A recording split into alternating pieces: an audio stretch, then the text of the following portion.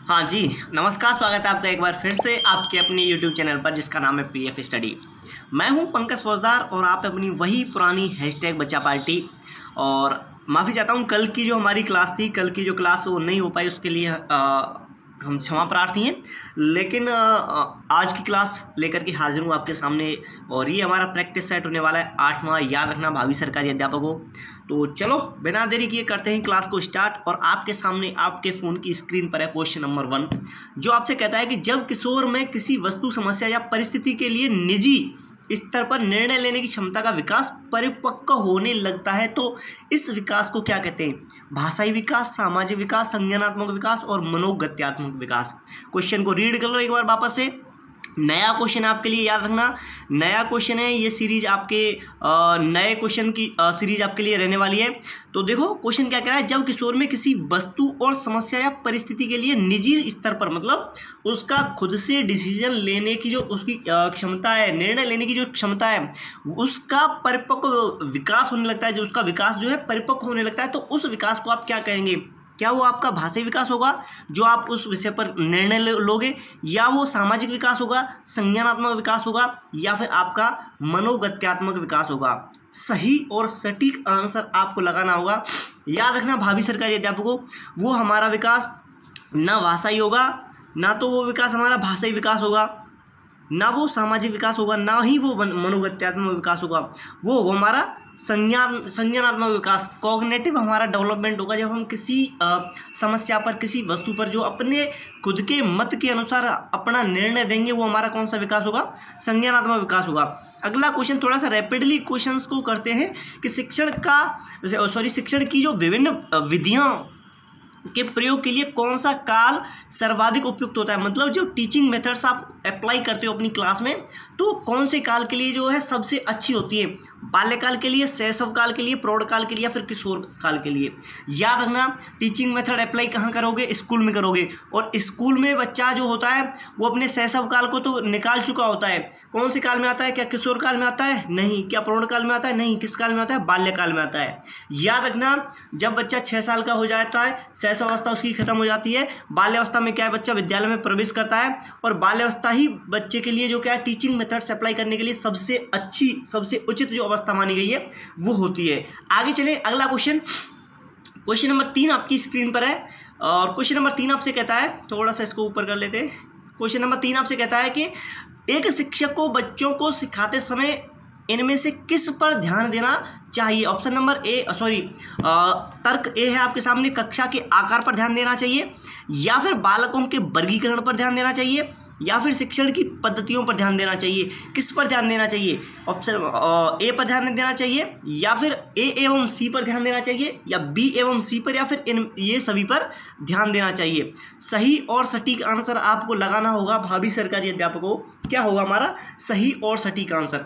तो देखो, जहाँ बात करें हम शिक्षक को बच्चों को पढ़ाते समय किस चीज़ पर ध्यान देना चाहिए? देखो, कक्षा के आकार पर भी ध्यान देना चाहिए कि क्लास जो है हमारी ज़्यादा बड़ी नहीं हो। इसीलिए क्या है, क्लास को जो सेक्शंस में बांट देते हैं, भाई ये सेक्शन ए है, सेक्शन बी है, कि बच्चे क्या है ज़्यादा बड़ी क्लास हो जाती है। कक्षा के आकार पर भी ध्यान देना चाहिए और बालकों के जो वर्गीकरण पर भी ध्यान देना चाहिए कि किस तरीके से बच्चों का वर्गीकरण आपने कर रखा है। और शिक्षण की पद्धति पर तो सबसे ज़्यादा ध्यान देना चाहिए कि आप कौन से टीचिंग मेथड्स क्या है अप्लाई कर रहे हो क्लास में। तो आपका जो ये सभी है, और ये उसमें ए भी शामिल हो जाएगा, सी भी और बी भी, सब ये क्या है इसमें शामिल हो जाएंगे। तो आपका ऑप्शन नंबर 4 है वो क्या है, सही हो जाएगा। अगला क्वेश्चन नंबर 4 आपकी स्क्रीन पर। और क्वेश्चन नंबर 4 आपसे कहता है कि शिक्षण अधिगम के अंतर्गत शिक्षक का प्रमुख कार्य क्या होता है? शिक्षण अधिगम के अंतर्गत शिक्षक का जो कार्य होता है वो क्या होता है? बालक को सीखने के लिए अभिप्रेरित करना, बालक को पढ़ाना, बालक को खेलने से रोककर उसे अध्ययन में लगाना, या फिर बालक को केवल पाठ्य पुस्तक से पढ़ने की प्रेरणा देना? तो यहाँ आपको बहुत अच्छी तरीके से पता होगा कि इसका आंसर सही क्या होगा। तो देखो, बालक को केवल पाठ्य पुस्तक का ज्ञान देना गलत होगा। बालक को खेलने से रोकना, हम रोकेंगे तो बिल्कुल नहीं, वो भी खेलने से बिल्कुल नहीं। बालक को पढ़ाना सही होगा, लेकिन केवल पढ़ाई पर ध्यान देंगे, बच्चे का क्या है, होलिस्टिक डेवलपमेंट जो है नहीं हो पाएगा। यहाँ सही आंसर होगा हमारा ऑप्शन नंबर 1 कि बालक को सीखने के लिए क्या है, अभिप्रेरित करना। बच्चा क्या है, पढ़ने से भी सीख सकता है और खेलने से भी सीख सकता है। यहाँ आपका ऑप्शन नंबर जो 1 है बिल्कुल सही आंसर हो जाएगा। अगला क्वेश्चन नंबर 5 आपकी स्क्रीन पर होगा कि अनुवांशिकता को रिक्त स्थान सामाजिक संरचना माना गया है। अनुवांशिकता को क्या माना गया है? गौण सामाजिक संरचना, गत्यात्मक सामाजिक संरचना, स्थिर जो सामाजिक संरचना, या फिर प्राथमिक सामाजिक संरचना। स्टार लगा लेना इस क्वेश्चन को। हमारे भावी सरकारी अध्यापकों, क्वेश्चन लाजवाब अल्टीमेट क्वेश्चन है ये, याद रखना। भावी सरकारी अध्यापकों सीटेट में ये पूछा जा चुका क्वेश्चन है। अनुवांशिकता की जहां बात की जाती है भावी सरकारी अध्यापकों, तो याद रखना अनुवांशिकता को ना गौण माना गया है ना गत्यात्मक माना गया है। बहुत सारे हमारे जो कोचिंग संस्थान जो है वो इसमें क्या है, गत्यात्मक बताते हैं कि अनुवांशिकता को क्या है, गत्यात्मक सामाजिक संरचना बताया गया है। ये भी गलत है। कुछ ऐसे होते हैं जो प्राथमिक बताते हैं, लेकिन प्राथमिक की भी गलत है। अनुवांशिकता जो होती है हमारी वो स्थिर सामाजिक संरचना होती है। कौन सी होती है? स्थिर सामाजिक संरचना होती है भावी सरकारी अध्यापकों।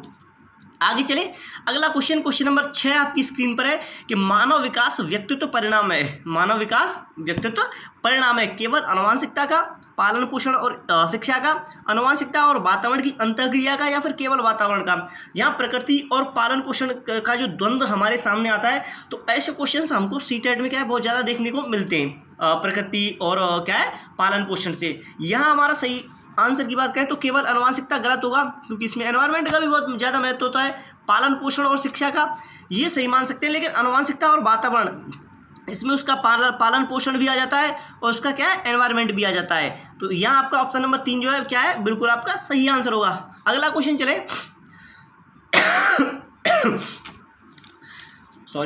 अगला क्वेश्चन आपके सामने क्वेश्चन नंबर 7 है, और 7 नंबर क्वेश्चन आपसे कहता है कि माता पिता से संतानों को प्राप्त होने वाले गुणों को क्या कहते हैं? वंश कहते हैं, वातावरण कहते हैं, अनुवांशिकता कहते हैं, या फिर इनमें से कोई नहीं। तो माता पिता से जो हमको गुण प्राप्त होते हैं उनको हम क्या कहेंगे? क्या वातावरण से प्राप्त होते हैं? वो नहीं, वातावरण से प्राप्त नहीं होते। इनमें से कोई नहीं, हमारा आंसर नहीं होगा। वंश भी नहीं कहते, उसको कहते हैं हम अनुवांशिकता। क्या कहते हैं उसको? अनुवांशिकता उसको कह देते हैं। ये थोड़े से क्या है, 1-2 क्वेश्चन क्या है मैंने आसान से डाल दिए जानबूझ करके, कि क्या है मन मस्तिष्क में आपके कोई चिंता तनाव ना आए कि लगातार क्वेश्चन गलत हो जाते हैं, तो क्या है मोटिवेट हो जाते हैं हम, उससे क्या है प्रभाव पड़ता है थोड़ा सा। किसी बालक को सामाजिक धर्म का महत्व है। किसी बालक के सामाजिकरण में धर्म का कितना महत्व है? आदर्शों में, अनुकरण में और संस्कार में। कूट आपको बताना है कि केवल एक सही है, केवल बी सही है, केवल सी सही है, या फिर इनमें से तीनों सही हैं। किसी बालक के सामाजिकरण में, किसी बच्चे का जो सामाजिकरण होता है, बच्चे का सामाजिक विकास हो रहा है, उसमें धर्म का महत्व आपको बताएं। क्वेश्चन बहुत अच्छा क्वेश्चन है भावी सरकारी अध्यापकों। थोड़ा सा आपके क्या है मन मस्तिष्क और स्कीमा पर जोर डालने वाला क्वेश्चन है। ब्रेन स्टॉर्मिंग करो, मस्तिष्क उद्वेलन विधि का प्रयोग करो, तब जा करके क्या है आप इसका आंसर लगा पाओगे। देखो, जहाँ बात की जाती है धर्म की जहाँ बात की जाती है, उसका सीधा संबंध होता है हमारे समाज से और हमारे सामाजिकरण से। तो जहाँ सामाजिकरण होगा, जहाँ धर्म होगा, जहाँ सामाजिकरण की बात की जाएगी, वहाँ आदर्शों की बात की जाएगी, अनुकरण की बात की जाएगी। जैसा बच्चा देखेगा वैसा ही बच्चा सीखेगा, और संस्कारों की भी बात की जाएगी। यहाँ आपका ऑप्शन नंबर जो 4 है वो बिल्कुल सही आंसर हो जाएगा, कि इसमें आदर्श और अनुकरण और संस्कार तीनों को ही हम शामिल करेंगे। अगला क्वेश्चन देखें, क्वेश्चन नंबर 9 आपकी स्क्रीन पर है, और 9 नंबर क्वेश्चन आपसे कहता है कि निम्न में से क्या बच्चों में सामाजिकरण के प्रमुख भूमिका निभाता है? निम्न में से क्या बच्चों के सामाजिकरण में जो है अपनी प्रमुख भूमिका निभाता है? खेलकूद, अच्छे कपड़े, बच्चे की सुंदरता और बच्चे की अच्छी पाठ्य पुस्तक। क्या चीज़ जो होती है बच्चे के सामाजिकरण में? याद रखना क्या चीज़ कह रहा है, सामाजिकरण की बात कर रहा है। इसमें से हमको 1-2 क्वेश्चन और ऐसे होते हैं जो क्या है हमको क्लियर करने का मौका मिलेगा यहाँ से। तो यहाँ अगर बात की जाए बच्चे के सामाजिकरण की, तो देखो बच्चे का सामाजिकरण कहाँ होगा? जहाँ बच्चा घुलेगा, मिलेगा, उठेगा, बैठेगा, बच्चों के साथ में क्या है क्रियाकलाप करेगा। कुल मिलाकर के जो खेलकूद होता है, जो खेल का मैदान होता है, याद रखना जो खेलकूद होता है वहाँ से बच्चे के क्या है सामाजिकरण की भूमिका निभाना जो है बच्चा सीख जाएगा। अब इस जगह पर हमको क्वेश्चन 2 तरीके क्वेश्चन आपसे पूछे जाते हैं। एक तो क्वेश्चन ये है कि बच्चे में सामाजिकरण की भूमिका कहाँ से सीखने को मिलती है। जहाँ बात करें एक तो खेलकूद और एक होता है हमारा खेल का मैदान। क्या होता है? खेल का मैदान। खेल का जो मैदान होता है वहाँ से बच्चे में क्या है सामाजिकरण की भूमिका निभाने का जो ज्ञान है वो प्राप्त होता है। हमको याद रखना सामाजिकरण की भूमिका निभाना सीखता है। अब इसी जगह होता है सामाजिकरण की जगह होता है बच्चे का मानसिक विकास कौन सी जगह से होता है। बच्चे का मानसिक विकास कौन सी जगह से होता है? तो याद रखना वो होता है हमारा कक्षा कक्ष से। कहाँ से होता है? कक्षा कक्ष से होता है वो। याद रखना भावी सरकारी अध्यापकों, जहाँ बात की जाती है बच्चे के मानसिक विकास की तो वो होगा कक्षा कक्ष से। जहाँ बात की जाएगी बच्चे के सामाजिकरण की वो होगा खेल के मैदान से। याद रखना खेल के मैदान से बच्चे में सामाजिकरण की भूमिका सीखी आएगी और मस्तिष्क का जो विकास होगा, उसका जो संज्ञानात्मक विकास होगा वो होगा बच्चे के कक्षा कक्ष से। याद रखना इनमें बहुत ज़्यादा कंफ्यूज होते हैं हमारे भावी सरकारी अध्यापक। आगे चले अगला क्वेश्चन। थोड़ी सी खांसी हो रही है, माफी चाहता हूँ। बच्चों के सामाजिकरण में शिक्षक की भूमिका होती है। शिक्षक की भूमिका क्या होती है बच्चे के सामाजिकरण में? याद रखना सामाजिकरण में शिक्षक की भूमिका क्या होगी? उसका बौद्धिक विकास करना, या फिर उन्हें सांप्रदायिक शिक्षा का प्रदान करना, उन्हें गृह कार्य देना, या फिर उनके आर्थिक प्रयोग में सहयोग करना। तो आपको लगाना है सही आंसर। बच्चे के जो सामाजिकरण में शिक्षक की भूमिका क्या होनी चाहिए आपके हिसाब से? तो यहाँ बात की जाए, चारों ऑप्शन पर हम बात करें, उनके आर्थिक प्रयोग में सहयोग करना, तो देखो आर्थिक रूप से सहयोग तो नहीं, गलत बात होगी। उन्हें गृह कार्य देना, सामाजिकरण का विकास करना है, उनको गृह कार्य नहीं देना। उन्हें सांप्रदायिक शिक्षा देना, सांप्रदायिक शिक्षा देना है तो भाई साहब उसको या तो गुरुकुल में भेजो, या फिर कहीं जो मदरसे वगैरह होते हैं, या फिर उनकी जो स्टूडेंट फैक्ट्रियाँ जो होती हैं उनमें भेजो कहीं भी जाके। लेकिन स्कूल में क्या है, सांप्रदायिक शिक्षा नहीं दी जाती है। यहाँ से होगा हमारा ऑप्शन के हिसाब से कि उनका जो है बौद्धिक विकास किया जाएगा। क्या किया जाएगा? उनका बौद्धिक विकास किया जाएगा भावी सरकारी अध्यापकों। आपका कौन सा ऑप्शन नंबर 1 जो है बिल्कुल सही आंसर होगा। अगले क्वेश्चन की बात की जाए तो विचार न केवल भाषा को निर्धारित करते हैं बल्कि उसे आगे बढ़ाते हैं। ये विचार किसका है? ये याद रखना, क्वेश्चन बहुत शानदार है, स्टार लगा लेना कि जो विचार होते हैं विचार हमारे उनके बारे में बात की गई है। विचार न केवल भाषा को निर्धारित करते हैं बल्कि उसे आगे भी बढ़ाते हैं। याद रखना ये स्टेटमेंट बहुत फेमस स्टेटमेंट है। विचार और भाषा का जहाँ द्वंद्व होता है कि विचार पहले आता है कि या भाषा पहले आती है, इन दोनों के द्वंद्व को भी कहीं ना कहीं ये समाधान देता है। ये जीन पियाजे का स्टेटमेंट है, कॉलबर्ग का स्टेटमेंट है, वाइगोत्स्की का, या फिर पावलोव का है। आपके सामने ऑप्शन 4 हैं। बच्चा आपका दिमाग थोड़ा सा क्या है, कन्फ्यूज रहा होगा। तो याद ना, विचार न केवल भाषा को निर्धारित करता है बल्कि उससे पहले भी आ जाता है। तो आपको बताना है, मतलब बल्कि उससे आगे बढ़ाता है। तो आपको बताना है ये स्टेटमेंट किसका है। तो याद रखना भावी सरकारी अध्यापकों, ये जीन पियाजे का स्टेटमेंट नहीं है, ये लेव वाइगोत्स्की का स्टेटमेंट है। किसका है? लेव वाइगोत्स्की का ये स्टेटमेंट है। तो आगे चलना है और आगे बताना है मानसिक विकास की औपचारिक संक्रियात्मक अवस्था। औपचारिक संक्रियात्मक अवस्था मुख्य विशेषता क्या है इसकी, आपको बतानी है। अमूर्त चिंतन है, मूर्त चिंतन है, सामाजिक चिंतन है, अहम केंद्रित व्यवहार है। तो सही आपको लगाना है आंसर। देखो जहाँ सामाजिक चिंतन की बात की जाए ऐसी कोई बात नहीं होती, औपचारिक नहीं कोई सी व्यवस्था में नहीं होती। जहाँ बात की जाए अहम केंद्रित व्यवहार की, जहाँ ईगोसेंट्रिक व्यवहार की, तो ऐसा भी नहीं होता औपचारिक में। अब यहाँ अमूर्त चिंतन और मूर्त चिंतन आपके सामने 2 हैं। जहाँ बात की जाती है मूर्त चिंतन की तो ये होता है हमारा मूर्त संक्रियात्मक अवस्था में। कौन सी होता है? मूर्त संक्रियात्मक अवस्था में। यहाँ हमसे पूछा है औपचारिक संक्रियात्मक अवस्था, और अब आपके सामने बचता है एक ही ऑप्शन, अमूर्त चिंतन। कौन सा? अमूर्त चिंतन। तो अमूर्त चिंतन होता है हमारा औपचारिक संक्रियात्मक अवस्था में। केवल अमूर्त चिंतन नहीं होता, सृजनात्मक चिंतन भी इसमें होता है। मतलब बच्चे का लगभग संपूर्ण जो मानसिक विकास होता है वो औपचारिक संक्रियात्मक अवस्था में क्या है, हो जाता है। आगे चलिए अगला क्वेश्चन नंबर 13 आपकी स्क्रीन पर, और आपसे कहता है कि कोहलबर्ग के अनुसार, किसके अनुसार? कोहलबर्ग के अनुसार सही और गलत के बारे में बच्चे रिक्त स्थान चिंतन करते हैं कि कौन सी चीज़ सही है और कौन सी चीज़ गलत है, उसके बारे में कौन सा चिंतन करते हैं बच्चे? अलग आयु में अलग अलग तरीके से, या फिर अलग चरणों में समान तरीके से, या फिर संदर्भ के अनुसार करते हैं, या फिर अभिभावकों द्वारा प्रदत्त निर्देशों के अनुसार करते हैं। किसके अनुसार बच्चे जो है चिंतन करते हैं वो आपको बताना है भावी सरकारी अध्यापकों।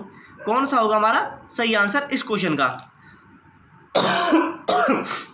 देखो हमसे लॉरेंस कोहलबर्ग जो है उनके अनुसार आपको बताना है। क्वेश्चन नंबर 13 आपकी स्क्रीन पर है कि सही और गलत के बारे में बच्चे किसके कैसे चिंतन करते हैं। देखो अभिभावकों द्वारा ये नहीं होगा, संदर्भ के अनुसार अगर माने, लेकिन जो बच्चों से सही और गलत करने का जो तर्क या फिर चिंतन जो होता है बच्चों में, वो अलग अलग चरणों में समान तरीके से नहीं होता, संदर्भ के अनुसार भी नहीं होता, वो आयु में अलग तरीके से हो सकता है। बच्चे किसी और तरीके से सोच सकते हैं, बड़े किसी और तरीके से सोच सकते हैं। याद रखना अलग आयु में अलग तरीके से होता है। यहाँ हमारा सही आंसर होगा ऑप्शन नंबर आपका 1। आगे चले अगला क्वेश्चन नंबर 14 आपकी स्क्रीन पर है और 14 नंबर क्वेश्चन आपसे कहता है वाइगोत्स्की बच्चों के सीखने में इनमें से किस कारक को महत्वपूर्ण भूमिका पर बल देते हैं। वाइगोत्स्की के अनुसार आपसे पूछा है कि वाइगोत्स्की बच्चों के सीखने में इनमें से किस कारक की महत्वपूर्ण भूमिका पर बल देते हैं, समाज पर, आनुवंशिक पर, नैतिकता पर या फिर शरीर पर। तो जहां बात की जाती है वाइगोत्स्की साहब की तो वहां आपको बहुत अच्छी तरीके से पता होना चाहिए कि लेव वाइगोत्स्की साहब केवल हमारे समाज की बात करते हैं। किसकी बात करते हैं? समाज की बात करते हैं। याद रखना भावी सरकारी अध्यापकों, समाज की बात करते हैं। अगला क्वेश्चन चले, क्वेश्चन नंबर 15 आपकी स्क्रीन पर है। इनमें से कौन सा आलोचनात्मक दृष्टिकोण थ्योरी ऑफ मल्टीपल इंटेलिजेंस के संबंध में नहीं है?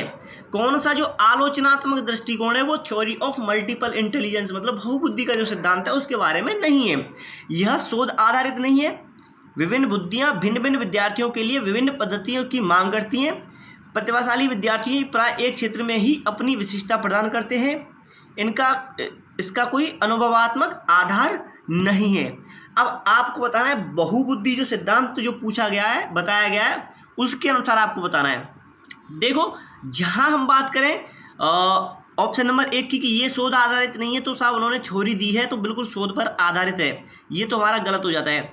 विभिन्न बुद्धियां भिन्न भिन्न विद्यार्थियों के लिए विभिन्न पद्धतियों की मांग करती हैं, ये भी हमारा बिल्कुल सही है और हमसे नहीं भी पूछा गया तो ये भी हमारा गलत हो जाता है। यहाँ आपसे पूछा गया बोला गया प्रतिभाशाली विद्यार्थी प्राय एक क्षेत्र में ही अपनी विशिष्टता प्रदान करते हैं, तो ये हमारा क्या है, गलत हो जाएगा। याद रखना भावी सरकारी अध्यापकों, गलत हो जाएगा तो मतलब इसके हिसाब से, प्रश्न के हिसाब से ये क्या है, सही होगा। ऐसी बात बिल्कुल भी नहीं है क्योंकि हमसे बहुबुद्धि सिद्धांत है उसके बारे में, मल्टीपल इंटेलिजेंस के बारे में बोला गया है। प्रतिभाशाली विद्यार्थी प्राय एक क्षेत्र में ही, ऐसी बात नहीं है एक क्षेत्र में नहीं, वो एक से अधिक क्षेत्र में भी हो सकता है इस थ्योरी के हिसाब से। अगले क्वेश्चन की तरफ चले हम। अगला क्वेश्चन नंबर 16 आपकी स्क्रीन पर है और 16 नंबर क्वेश्चन आपसे कहता है बहुबुद्धि सिद्धांत को वैध नहीं माना जा सकता। क्यों नहीं माना जा सकता उसको वैध? कि विशिष्ट परीक्षणों के अभाव में भिन्न बुद्धियों का मापन संभव नहीं है। यह सभी 7 बुद्धियों को समान महत्व नहीं देता है। यह केवल अब्राहम मैस्लो के जीवन भर के सुदृढ़ अनुभाविक अध्ययन पर आधारित है।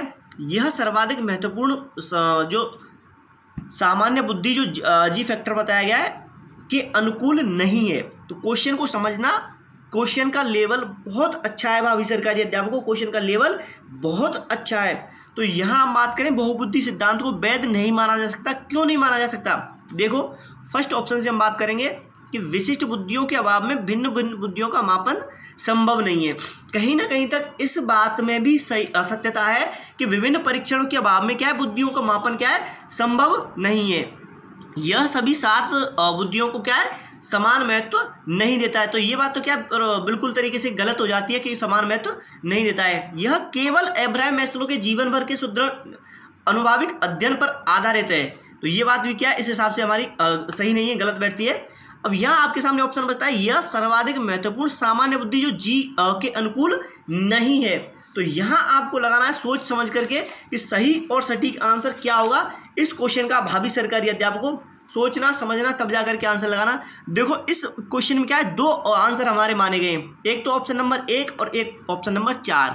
देखो ऑप्शन नंबर 1 भी गलत नहीं है अगर माना जाए कि विभिन्न परीक्षणों के अभाव में भिन्न भिन्न बुद्धियों का क्या है, मापन संभव नहीं है, क्योंकि परीक्षणों का हमारे पास क्या है, अभाव है। लेकिन ऑप्शन नंबर 4 भी हमारे लिए क्या है, गलत नहीं है।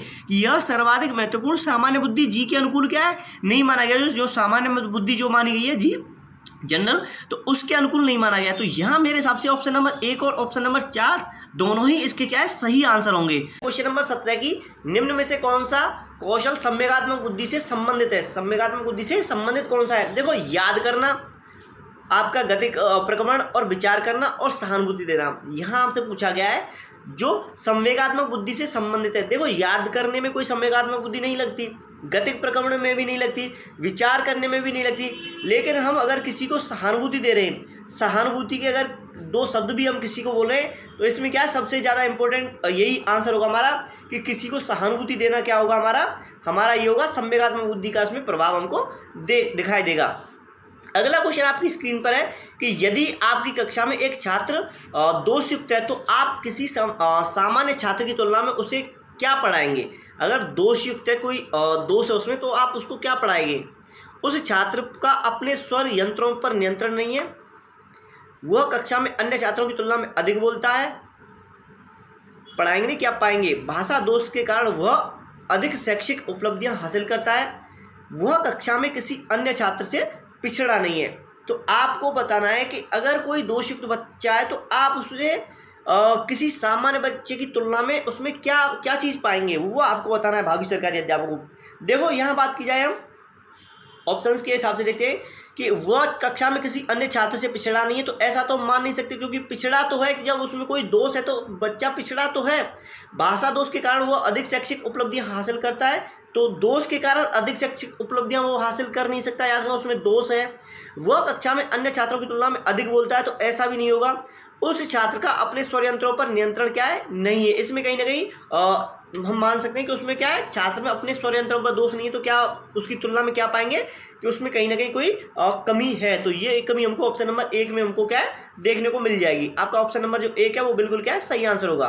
अगले क्वेश्चन की तरफ चले। क्वेश्चन नंबर 19 आपकी स्क्रीन पर होगा और 19 नंबर क्वेश्चन आपसे कहता है कि यदि किसी बालक द्वारा अभिव्यक्ति के लिए प्रयुक्त भाषा के वाक्य संरचना की दृष्टि से तो सही है, किंतु अर्थ की दृष्टि से क्या है गलत हो जाते हैं, तो उसे सुधारने के लिए आप क्या करेंगे। मतलब किसी बच्चे के जो है बालक के द्वारा अभिव्यक्ति के लिए जो प्रयुक्त भाषा के जो वाक्य हैं उनकी संरचना की दृष्टि से सही है, लेकिन उनके अर्थ की दृष्टि से गलत हो जाते हैं, तो आप क्या करेंगे। उसे अन्य वाक्यों से संबंधित व्याकरण के बारे में बताएंगे, उसे स्वयं उन वाक्यों को सही से बोलकर बताएंगे, उसे सही वाक्य की संरचना के बारे में उसके साथी से ज्ञात करवाने के लिए कहेंगे, उसकी शिकायत उसके अभिभावक से करेंगे और उसके अभिभावकों को यह सलाह देंगे कि अपने बच्चे को सही से बोलना सिखाएं। तो देखो 4 नंबर ऑप्शन तो आपको सीधा सीधा गलत नजर आ रहा है, क्योंकि हम अभिभावकों से कुछ नहीं बोल सकते। उसे सही वाक्य की संरचना के लिए उसके साथी से ज्ञात करने के लिए कहेंगे, ऐसा भी नहीं करेंगे।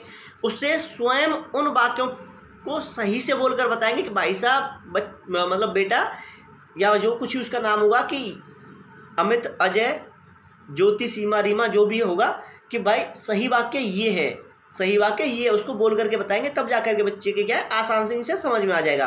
अगले क्वेश्चन की तरफ चलें। अगला क्वेश्चन, क्वेश्चन नंबर 20 आपकी स्क्रीन पर है। किसी बच्चे में चिंतन का प्रमुख कारण क्या है। समस्या का समाधान करना, निर्णय लेने की योग्यता होना उसमें, या फिर वातावरण के प्रति चैतन्य समायोजन करने हेतु। तो कूट आपको बताना है कि आपका कूट कौन सा सही होगा। किसी बच्चे में चिंतन का प्रमुख कारण क्या हो सकता है, किसका चिंतन का प्रमुख कारण क्या हो सकता है। समस्या का समाधान करना, निर्णय लेने की उसकी क्षमता या उसकी भावना होना, वातावरण के प्रति चैतन्य समायोजन करने हेतु आपको कूट बताना है कौन सा सही होगा। तो देखो केवल ए और बी, या फिर केवल सी, या फिर उपयुक्त सभी। चिंतन करना है, समस्या का समाधान करेगा तो क्या करेगा बच्चा, चिंतन करेगा भाई कौन सा सही है कौन सा गलत है। निर्णय लेगा किसी चीज़ को लेकर के तो भी क्या है चिंतन करेगा। वातावरण के प्रति अगर चैतन्य समायोजन करेगा तो भी क्या है चिंतन करेगा। तो आपका ऑप्शन नंबर जो 4 है बिल्कुल क्या है सही हो जाएगा। अगले क्वेश्चन की तरफ चलें। अगला क्वेश्चन आपके सामने है, कक्ष में लिंग विभेद। ये क्वेश्चन आपसे सीटेट में बहुत ज़्यादा पूछे जाते हैं। सीटेट में क्या है, ये क्वेश्चन आपसे बहुत ज़्यादा पूछे जाते हैं कि लिंग भेद से लेकर के आपका कम से कम 2 क्वेश्चन तो फिक्स है। शिक्षार्थियों के लिए निष्पादन को प्रभावित नहीं करता है, शिक्षार्थियों के हास्योन्मुख प्रयासों अथवा निष्पादन का कारण बन सकता है, या फिर पुरुष शिक्षार्थियों के वृद्धि उन्मुख प्रयासों अथवा निष्पादन का कारण बन सकता है। महिला शिक्षकों की अपेक्षा पुरुष शिक्षकों के द्वारा अधिक किया जाता है। तो कक्ष में लिंग भेद जो है उसके लिए आपसे एक क्वेश्चन तो फिक्स है, आना ही आना है। इनमें से आपको बताना है सही आंसर हमारा क्या होगा। तो देखो जो ऑप्शन नंबर 2 है, शिक्षार्थियों के हास्योन्मुख प्रयासों अथवा निष्पादन का कारण बन सकता है, ये आपका सही आंसर हो जाएगा। अगर आपको क्वेश्चन अच्छे लग रहे हैं तो क्लास को बिल्कुल बिना सोचे समझे लाइक करें, शेयर करें और चैनल को सब्सक्राइब करें। अगला क्वेश्चन, क्वेश्चन नंबर 22 आपकी स्क्रीन पर है कि अध्यापिका ने एक कमेटी के प्रधान को सभापति के स्थान पर सभाध्यक्ष लिखा। यह संकेत करता है कि अब अध्यापिका एक अधिक उपयुक्त परिभाषित शब्द का पालन करती है, भाषा का अच्छा अधिकार रखती है, एक लिंग मुक्त भाषा का उपयोग कर रही है, या फिर लिंग पूर्वाग्रह से क्या है ग्रसित है। तो एक अध्यापिका ने क्या किया है, एक कमेटी के प्रधान को सभापति के स्थान पर क्या है सभा अध्यक्ष लिखा है। क्या लिखा है, सभा अध्यक्ष लिखा है। तो यहाँ आपको बताना है कि कौन सा हमारा क्वेश्चन आंसर जो है सही होगा। तो याद रखना भावी सरकारी अध्यापकों, उसके जो शब्दों में एक तो होता है सभापति, एक होता है सभाध्यक्ष। सभा अध्यक्ष आपको बताता है कहीं ना कहीं वो उसमें क्या है लैंगिक जो रूढ़िबद्धता है, जो उसमें लैंगिक रूढ़िबद्धता है वो हमको बिल्कुल नजर नहीं आ रही है। सभापति महोदय कहीं ना कहीं पुल्लिंग को दर्शाता है और जो सभा अध्यक्ष है पुल्लिंग और स्त्रीलिंग दोनों के लिए यूज में लिया जाता है। याद रखना भावी सरकारी अध्यापक हो, तो ये क्या है, एक लिंग मुक्त भाषा का प्रयोग कर रही है। क्या कर रही है, एक लिंग मुक्त जो है भाषा का प्रयोग कर रही है। अगला क्वेश्चन नंबर 23 आपके सामने है कि छात्राएं, कौन, छात्राएं गणित के सवाल अच्छे से सीखती हैं, लेकिन उन्हें तब कठिनाई आती है जब उन्हें उनके तर्क के बारे में पूछा जाता है। ऑप्शन नंबर 2 है अपनी आयु के लड़कों की तरह गणित में अच्छी हैं, अपनी आयु के लड़कों की तुलना में स्थानीय अवधारणाओं में कम कुशलतापूर्ण निष्पादन करती हैं, भाषिक और संगीत संबंधी अधिक क्षमताएं रखनी है। तो आपको क्वेश्चन नंबर 23 का आंसर लगाना है। तो देखो भाषा और संगीत की संबंधित अधिक क्षमताएं रखती हैं, तो किशोर कुमार और ये मतलब लड़का तो कोई सिंगर हो ही नहीं सकता इस हिसाब से। तो अपनी आयु के लड़कों की तुलना में स्थानीय अवधारणाओं में कम कुशलतापूर्ण निष्पादन करती है, तो ये भी हमारा गलत हो जाएगा। कहीं ना कहीं लैंगिक पूर्वाग्रह जो हमको नजर आ जाएगा।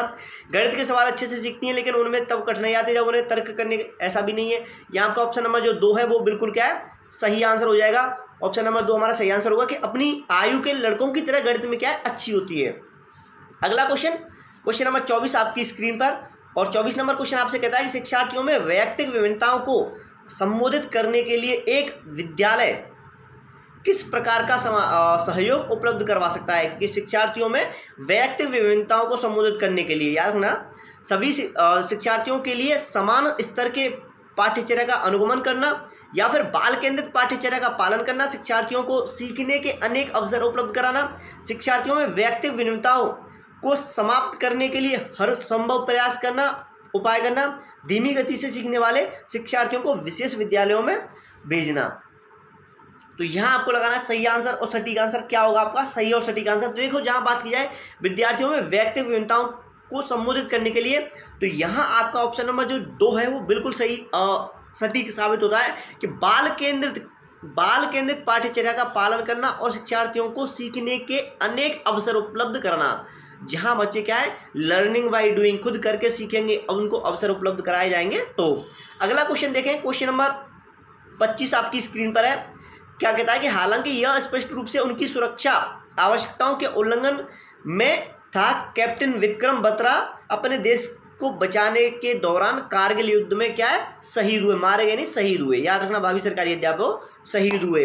तो यह संभव है, उन्हें था या क्या, आंसर लगाना है आपको कि नवीन अनुभव की प्राप्ति की इच्छा थी, आत्मसिद्धि की प्राप्ति थी, अपने अपनत्व संबंधी आवश्यकताओं की अपेक्षा थी, या फिर अपने परिवार के नाम की ख्याति प्राप्त करनी थी। तो यहाँ आपको लगाना है सही और सटीक आंसर। ये आया हुआ क्वेश्चन है और इब्राहिम मैस्लो से ये संबंधित क्वेश्चन होगा। याद रखना, जहाँ इब्राहिम मैस्लो की जो अंतिम अवस्था होती है आत्मसिद्धि की अवस्था, उसमें ये क्या है, वो थे, यहाँ शहीद लिखना है, मारे गए की जगह। याद रखना। आगे चलते हैं अगला क्वेश्चन आपके सामने है, क्वेश्चन नंबर 26 कि विद्यालयों को किसके लिए व्यक्तिगत विभिन्नताओं को पूरा करना चाहिए, व्यक्तिगत विभिन्नताओं को पूरा करना चाहिए। याद रखना, वैयक्तिक शिक्षार्थियों को विशिष्ट होने की अनुभूति कराने के लिए, वैयक्तिक शिक्षार्थियों के मध्य खाई को कम करने के लिए, शिक्षार्थियों के निष्पादन और योग्यता को समान करने के लिए, यह समझने के लिए कि क्यों शिक्षार्थियों को सीखने की योग्यता या योग्य है या अयोग्य है।